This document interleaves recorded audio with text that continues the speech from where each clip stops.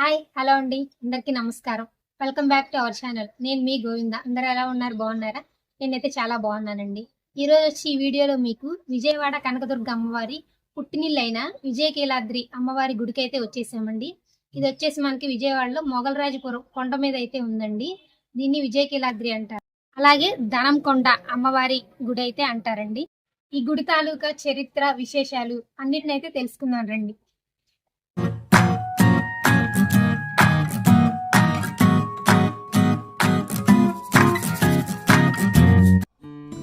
అందరికీ విజయవాడ కనకదుర్గ అమ్మవారి టెంపుల్ అంటే ఇంద్రకీలాద్రి పైన ఉన్న గుడి గురించే తెలుసండి. కానీ చాలామందికి అంతెందుకు నాకు కూడా ఈ గుడికి వెళ్లే ముందు వరకు ఈ గుడి గురించి తెలియదు. అసలు మొదట కనకదుర్గ అమ్మవారు ఈ కొండపైనే వెలిసారంట. ఆ తర్వాత ఇంద్రకీలాద్రిపై వెలిసారు అని చరిత్ర చెబుతుంది.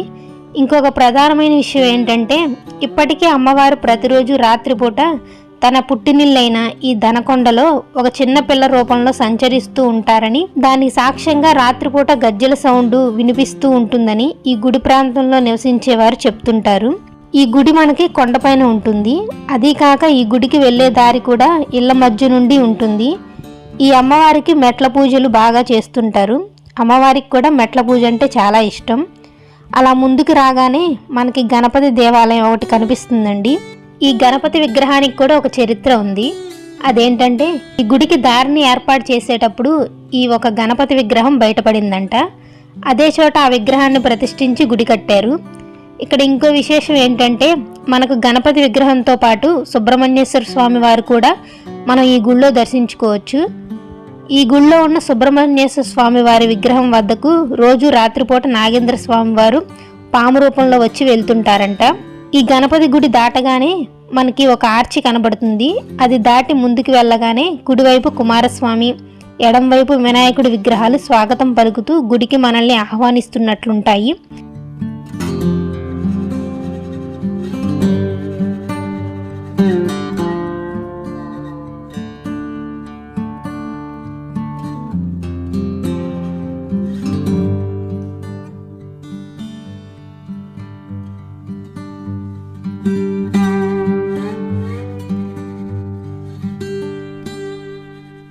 పక్కన మనకి వెల్కమ్గా ధనకొండ పుణ్యక్షేత్రం అనే అక్షరాలు కనిపిస్తుంది.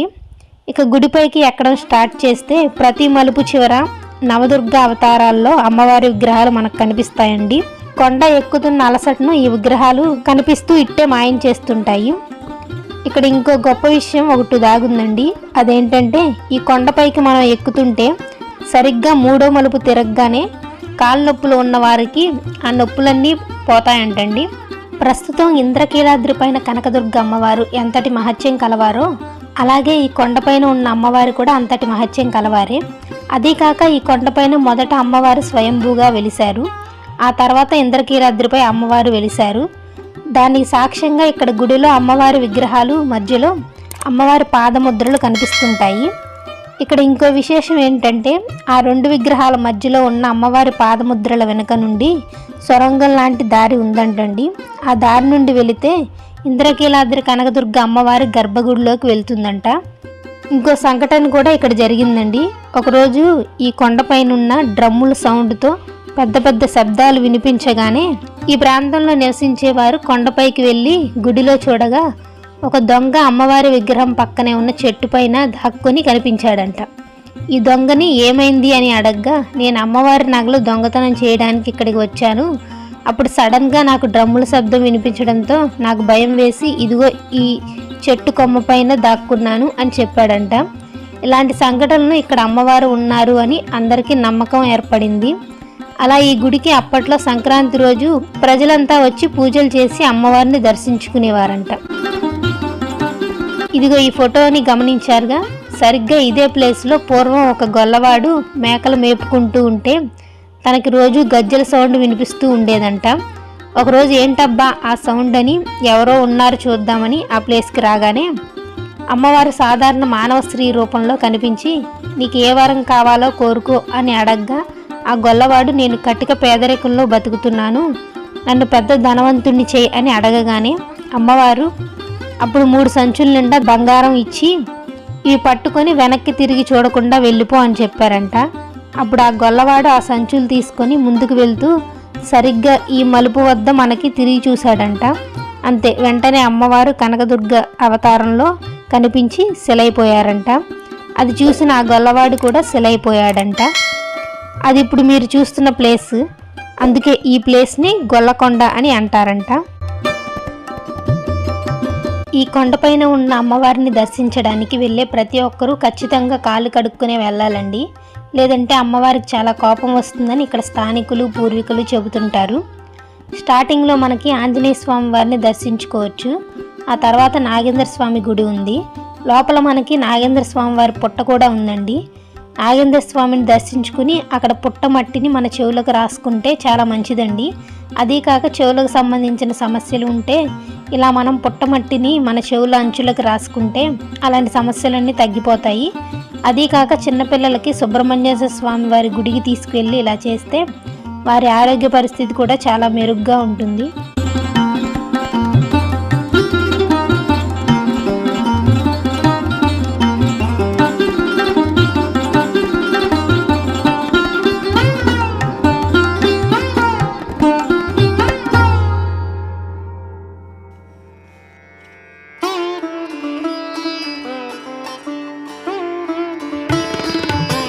ఈ గుడిలో నాకు నచ్చిన విషయం ఏంటంటే దర్శనానికి వచ్చిన భక్తులందరినీ గోత్రనామాలు అడిగి అక్కడ ఉన్న పంతులు గారు పూజ చేసి పువ్వులు కొబ్బరికాయలు అమ్మవారి పాదాలకు చూయించి అవి మనకి ఇస్తారు.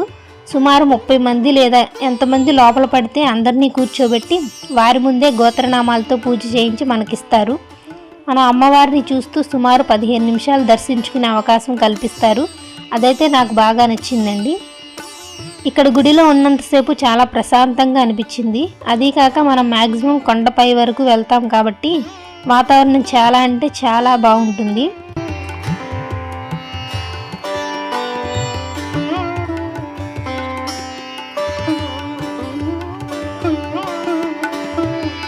ఇక గర్భగుడి పైన ఉన్న మనకి గోపురానికి వెళ్ళడానికి ఇనుప నిచ్చెన కూడా కట్టారండి.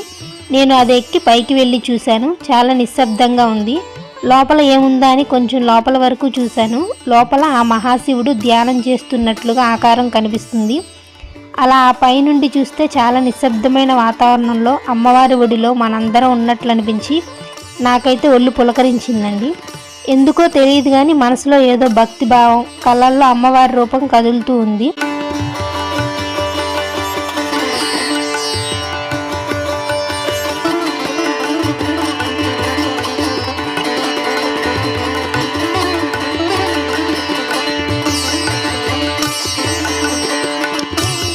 అలా కాసేపు పైన ఉండి కిందకి వచ్చాము. ఈ గుడిలో మనకి అన్నదానం కూడా ఉందండి. కాకపోతే ప్రతిరోజు ఉండదు. శుక్రవారం ఆదివారాల్లో ఎక్కువ మంది భక్తులు వస్తుంటారు కాబట్టి ఆ 2 రోజుల్లో ప్రస్తుతం అన్నదానం నిర్వహిస్తున్నారు. విజయవాడ కనకదుర్గ అమ్మవారి గుడి అంటే అందరికీ ఇంద్రకీలాద్రి పైన ఉన్న అమ్మవారి గుడి గురించే తెలుసు.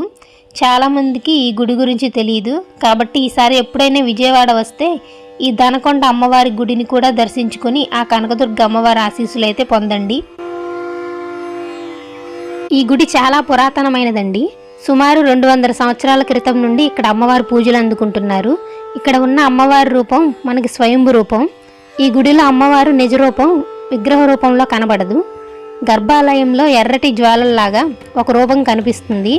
ఈ రూపం దిగువ భాగంలో శ్రీచక్ర రూపం ఉంటుంది. ఇక్కడ అమ్మవారు ఉగ్రరూపిణి.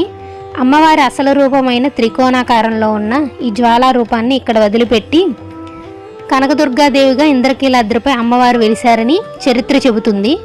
కానీ అమ్మవారి అసలు రూపం ఈ దనకొండ మీద ఉంది కనుక ఉగ్రరూపిణిగా ఉంటూ దుష్టులను శిక్షించి భక్తులను రక్షించే తల్లిగా పూజలు అందుకుంటున్నారు.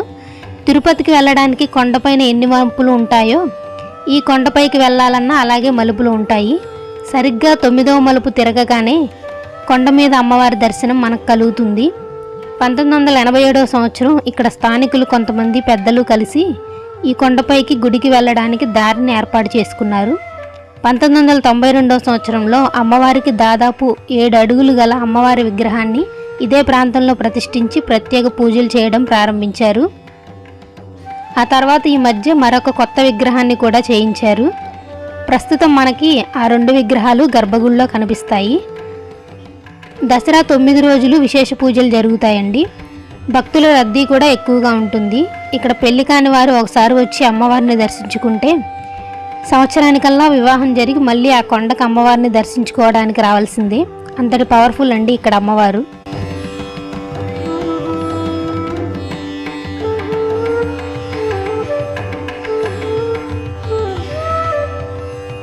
ఈ గుడిలో అమ్మవారి దర్శనం మనకి ఉదయం 7 గంటల నుండి స్టార్ట్ అవుతుందండి.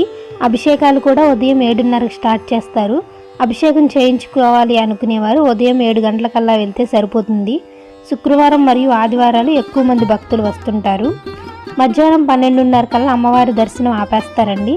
అలా ఆపేసి మళ్ళీ సాయంత్రం 5 గంటల నుండి 7 గంటల వరకు దర్శనం ఉంటుంది. ఈ ఆలయం ప్రభుత్వ పరిధిలో లేదనుకుంటా అండి. అందుకే ఈ గుడి ఏ ఇతర ఆలయాలకు సంబంధం లేదని రాసి ఉంది. ఇక్కడ స్థానికులు కొంతమంది ఆలయ కమిటీగా ఏర్పడి ఈ ఆలయాన్ని నడుపుతున్నట్లున్నారు. ఇదండి ఈ దొనకొండ అమ్మవారి చరిత్ర మరియు విశేషం ఈ వీడియో ద్వారా తెలియజేశాను. విజయవాడలో కనకదుర్గ అమ్మవారి మొదట వెలిసిన లేదా పాదం మోపిన గుడి ఒకటి ఉందని చాలామందికి, విజయవాడలో ఉన్న చాలామందికి కూడా తెలియదండి. అలాంటి వారికి ఈ వీడియో రీచ్ అవ్వాలని ఆశిస్తున్నాను. ఈ వీడియో మీకు నచ్చితే లైక్ చేయండి మరియు మీ అభిప్రాయాలు కామెంట్ రూపంలో తెలియజేయండి. అందరికీ ఈ దొనకొండ అమ్మవారి గురించి తెలియజేయండి. Thanks for watching. మరొక మంచి వీడియోతో మీ ముందుకు వస్తాను. బాయ్.